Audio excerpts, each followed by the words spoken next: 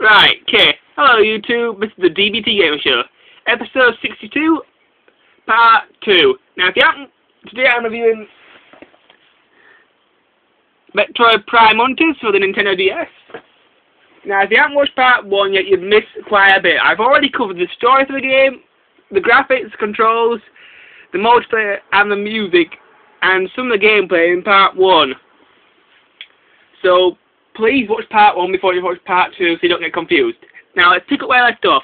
I just left off after explaining the weapons for the game.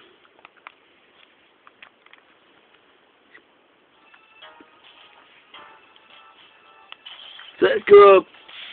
Let me show you some more stuff.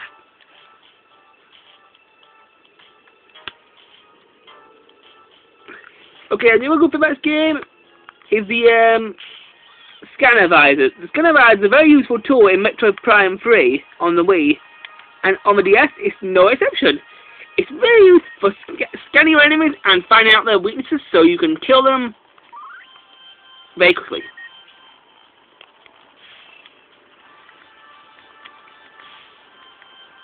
Okay, next thing.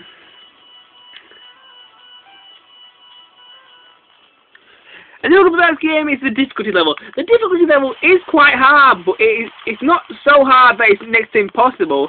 It's just hard enough. The difficulty level is practically perfect.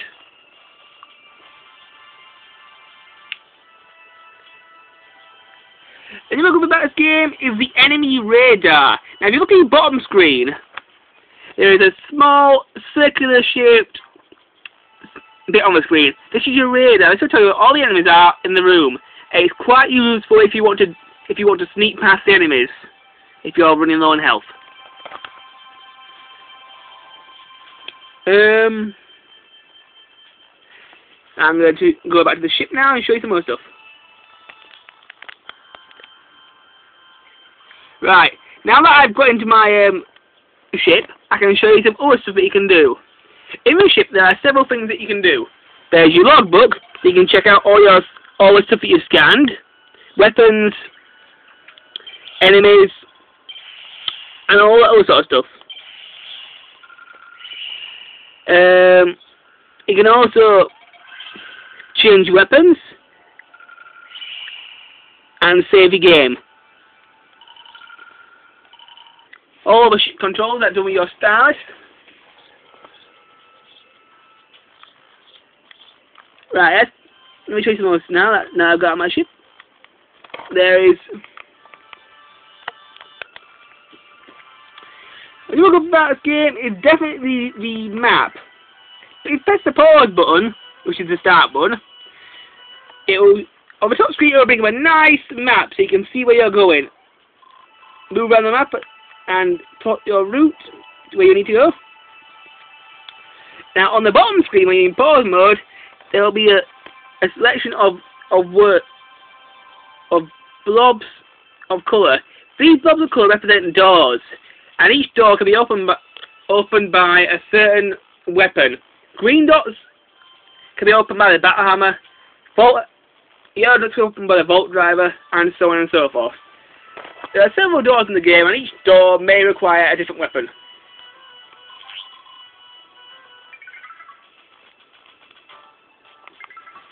Okay.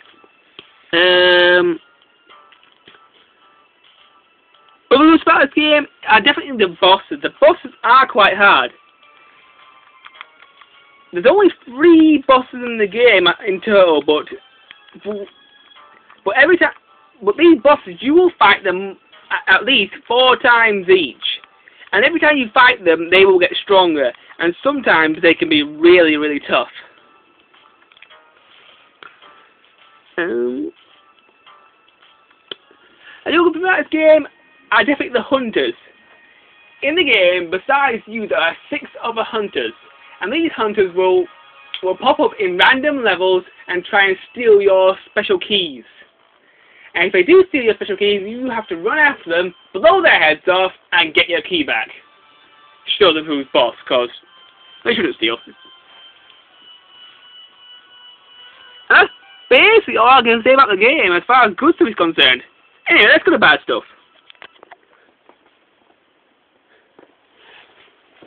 Right. The bad stuff about Metroid Prime Hunters on the DS. Well, there's quite a lot of it. First things first. The Rumble Pack does not come with the game. I am sick of Nintendo doing this. When I reviewed Diddy Kong Racing DS, they had the Rumble Pack feature in it.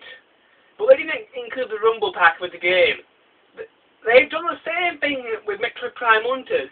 The only game that you can get the Rumble Packet with is Metroid Prime Pinball. You shouldn't have to buy a crappy game just to get a Rumble Pack. So the first bad thing is that the Rumble Pack does not come with the game, and the Rumble Pack enhances the feeling of the game. The other bad thing that I've also found is that there's no double jump. In every Metroid Prime game that I can think of, and Metroid game, there's always been a double jump power-up. And the double jump power-up is one of my most favourite because it helps you get through the levels. And it really annoyed me that it wasn't actually in this game.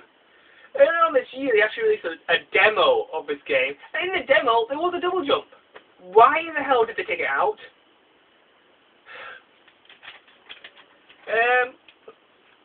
The last bad thing on my list are these controls. The controls, as long as you're in button mode, they're fine.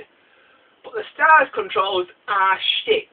If you want to play this game, I strongly suggest you play with the buttons, because if you use the Stars controls, you won't get anywhere. I'm serious. Dead fucking serious. Anyway, let's rate Metroid Prime Hunters for the DS. I gave Metroid Prime Hunters for the DS a 2.5 out of 5. So it's a pretty awful Metroid game. It's a pretty good game, but it has loads and loads of faults with it. The controls are just bad, no double jump, and all the other bad stuff I've said in my review. Is it worth buying? Well, if you're a fan of the Metroid series, I'd say yes, but I'm not too sure. Anyway, my next review will be a really good game. Final Fantasy Crystal Chronicles Ring of Fate on the Nintendo DS. But I'll stay up for next time, YouTube. Until then, bye-bye.